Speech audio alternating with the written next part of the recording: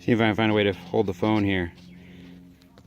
So this, troubleshooting this took a little longer than it probably should have. So I have the meter set up to test ground. Good. All right. So all the lights are making proper circuit there. But this is the actual ground coming from the car.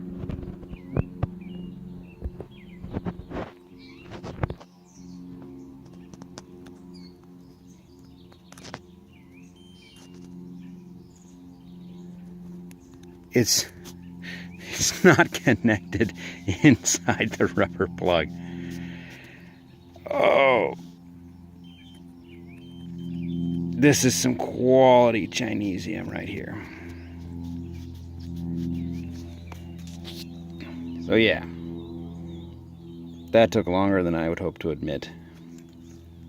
On the other hand, every ground connection from the front and back is a beautiful mirrored finish smeared with anti-corrosion compound and conductive grease.